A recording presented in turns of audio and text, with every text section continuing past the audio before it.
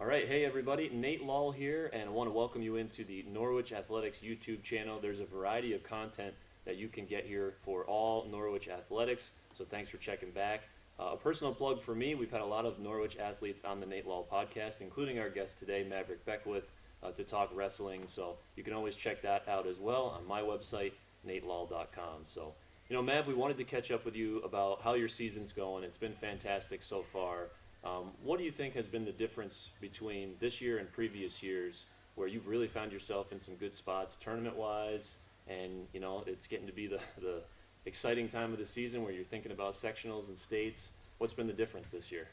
I think the difference for this year is that last year, I wasn't very confident in myself, and this year I'm definitely more confident, and I'm not really going out to win this year. I'm going out there to just score points, and obviously the end goal is to win, but I'm going out there to score.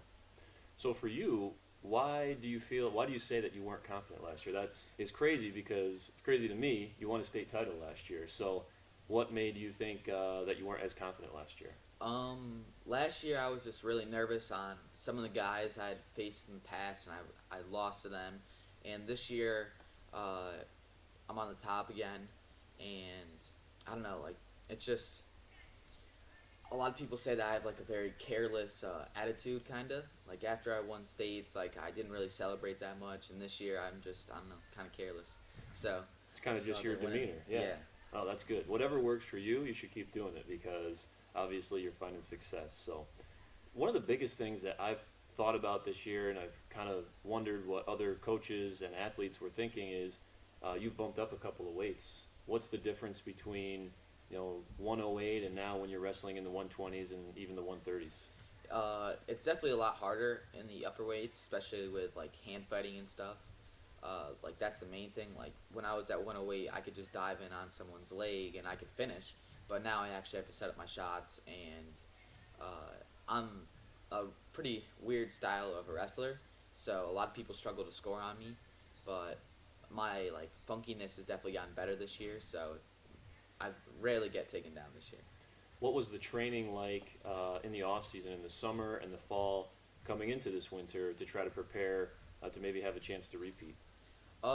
Mostly just a lot of the same stuff as last year, but just really getting confident on my feet and getting to my offense, because in years past I've always waited for the person to shoot, and just getting my offense. So have you done anything different in the wrestling room this year compared to past years in the actual season? Are you doing more weight stuff in here? Is it more technique, getting to work to deal with those bigger guys that you're wrestling? Have you done anything in season compared to last year that's been a little different? I think last year was really, I was really focused on just cutting weight and making weight. And this year, I'm still cutting around the same amount as last year, but I'm more focused on getting my technique up and just focusing on my feet and scoring. Has that been nice to not have to cut as much weight? We've talked to you in the past how, staying down at 108 was tough, but you love to eat too. You talked about having pancakes and all those fun things. So has it been nice to maybe not have to cut as much?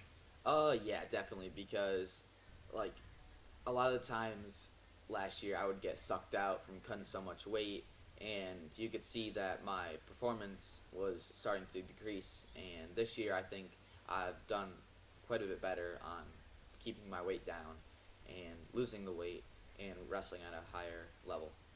What's been some of your goals for this season, not only within the season but long term? Is it getting back to states, placing at states, or maybe another title? For my goals this year, I'm definitely looking at another state title, and I would have liked to go on undefeated this season, but I took a loss. But it's all right. I mean, it's more of a learning experience than getting mad about it. I mean, I'm good that I lost because he exposes what I need to work on. So. Yeah, let's go through some of the big tournaments that you've been to, because you've certainly challenged yourself with a tough schedule. So I'm always interested for a local, what does Clyde Cole mean to you? You come out with a victory there. It's right down the road in Oxford. How much does that one mean to you? Oh, it means a lot, especially because this is my fourth time going, and I haven't won since. So it was definitely good to get that Clyde Cole jacket, and getting a tech fall in the finals, and really dominant win. I'm always impressed with Clyde Cole because it's not just like a local tournament. I mean, they invite some of the top teams from around the state. You even see some out-of-state teams there from time to time. What did you know about your competition going into Clyde Cole? It's kind of early in the year, so is it hard to know what you might run into there? Sometimes, yeah. I mean, I'm a pretty good like stat man, so I always know all my kids going into the tournament. So, I mean, this year wasn't as hard as years past, but there was definitely some good competition, and it was a good tournament to test myself with the first tournament of the year. Do you like how they shut the lights off? They got the spotlight, and I know other places do that, but for me, it almost gives you the chills at Clyde Cole. It's like they do this whole setup where they walk everybody out, and it's a great atmosphere. What's that like from your perspective? Oh, it's definitely really cool, especially having the spotlight on you. You feel like you're the man of the hour, and it's definitely cool. So after that, I wanted to talk Windsor Christmas Tournament. Talk about one of the toughest tournaments in the state, maybe even on the East Coast. I mean, there is a ton of really good talent that comes to the Windsor Christmas Tournament, and I'm also curious. It's a tough time of year. You've got the holidays, you got some snacks hanging around at the house. Everybody's having a good time. What was your experience like at Windsor this year, and how hard is it to stay dialed in during the holidays? It was a good experience. I mean, the weight I didn't really have much trouble making. Like for the first day it was hard, but then for the second, well, it's 2 day weigh-in, so I only got a pound for the second day, but it really wasn't that bad for cutting weight, and it does get a little hard, especially with Christmas a couple days before. So I did get up pretty high, but I got back down, and it's a really fun tournament. You talked about knowing your competition, and in several of these tournaments you've been to, you're not only facing the top Division II guys in New York State, but you're running into those guys who wrestle up in D1. So you've done your research on them. What's it like to have a chance to wrestle some of those guys? You know you might not see them at States per se, but you get to see them now and test yourself. Yeah, it's definitely cool because I can base myself off of how I would do in the D1 bracket, especially because I beat a kid. I think he's top 8 in D1 right now in the Windsor finals, and he's a good competitor. So, and he beat me in years past. So it's just good to see where I can base myself off of that in D1. Now, Eastern States is something that not many guys get to go to. So can you tell us, I'm unfamiliar with how you get either selected or how you get a chance to go to Eastern States. So to get selected for Eastern States, you have to have a good record, and they don't allow like anyone like a first year or something like that. Like you have to have good accolades in order to go. Were you excited to go, and was this your first time? I meant to look to see if you had had a chance to go to it before. This was my first time, and I was pretty excited to go, and I mean I ended up taking second, but it was cool to go.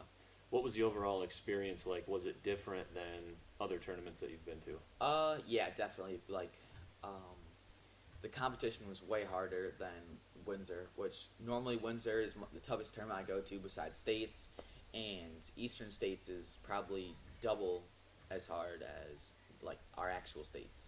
So another tournament I wanted to talk to you about is the one you go to in Saratoga, and I don't see many other Section 4 guys go up that way, and I might be wrong, but you've gone up there and you've done very well. I believe third-time champ now at Saratoga.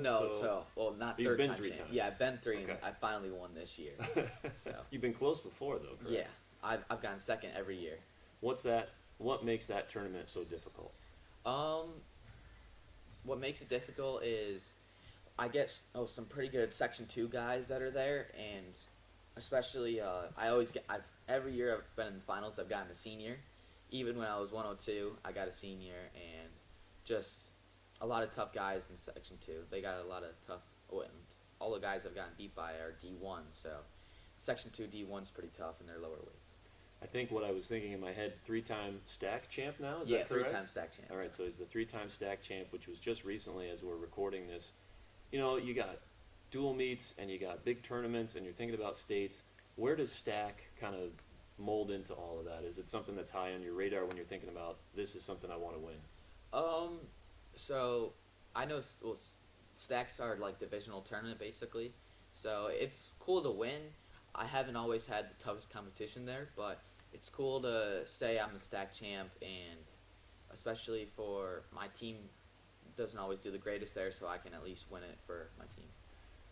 Talk about some of the teammates that you work with every day here in the Norwich Wrestling Room. That's where we're recording this, that help and push you, because it's really about those other guys in this room, and not only those guys, but your coaching staff. You put the work in here when nobody's watching, right? There's no glory in the wrestling room per se. How much do they help you to take your game to the next level? Oh yeah, I mean they may not think it because I whoop on them sometimes, but they definitely do help me a lot. And even when like they start to get down, like they do help me a lot, especially making weight and just getting some techniques down. One thing I was hoping I could ask you, and if someone from outside of the Norwich community, or maybe even somebody who's thinking about trying wrestling for the first time, I think about like Ryan Evans coming in this year and switching from basketball to wrestling, and how cool that is, and he's having some success. What would you tell an athlete out there that wants to come and try this sport and get used to the everyday ins and outs of it? Would you tell them, hey, you got to come join us here? So I mean, yeah. So wrestling, I mean, it's hard at first, and it's a grind. Like, if you want to be good, you have to grind every single day, and you can't take days off. And a lot of kids, especially the newcomers, like the freshmen on our team, some of them get down because they start to lose. But the more and more they come in and they practice, and the more mat time they get, the better they're going to get. And sometimes they don't realize it, but the losses are making them better. So. How do you keep up with that mentally? The grind of every day. It would be very easy to say, I don't want to do this anymore. What keeps you going? Just loving the sport. I mean, like, I love competing, and especially in the summertime, especially like right before the season, I was really getting a little out of it just because I hadn't competed in such a long time, and I was just like, I just want to get on the mat again. I just want to wrestle a tournament, and I mean, you just got to love it. That's really it. How hard is the balance as you get older of school and wrestling? Your classes are getting harder, homework's, more later at night. How do you balance that? I balance it. I mean, I have to do homework after practice every single night, basically. So it definitely does get hard, but and you'll see your grades start to drop here and there, but you just got to keep on working hard. All right, last question as we wrap up here on our interview in the wrestling room. Long term, and I think I asked you this on my podcast, I mean, behind us there's a lot of names of historic Norwich wrestlers. When it's all said and done, and that's still a couple of years away for you, where do you want to be remembered in Norwich wrestling history on this wall? I would like to be remembered as one of the best, if not the best, Norwich wrestler to come out of here. And we have had a lot of really good wrestlers come from Norwich, so it'll be really cool to see my name up there in the record books. And especially like I know Tristan, I'm pretty sure, or Frankie Garcia, they have like the 200 wins or whatever, and they always got a lot of matches, so I'm really coming for that title, and I really want to reach that goal and get 200 wins, and it's going to be super cool to be up there with them too. Well, I'll throw this in. I mean, you're over 100 wins now, right? Yeah. So how much did that mean to you? That's a huge milestone in wrestling, in high school wrestling. What did that mean to you? It meant a lot, especially just knowing I put all this work in and it's finally getting accomplished. And I'm definitely going to get 200 now. So, I mean, I only hit my 100 by my sophomore year, so I'm definitely coming for 200. Yeah, keep it up. There's been a lot of guys that hit 100 here in the last week or two as we're recording this, so probably a lot of guys you've trained with. Yeah, there is quite a few. So it's really neat. Section 4 wrestling on top once again. So, Matt, thanks for your time. And good luck the rest of the season. Yeah, thank you. All right, that's going to wrap it up here. Thanks for joining us on the Norwich YouTube channel. A lot of great content, so check back in the archives there on the Norwich YouTube channel. Thanks, everybody.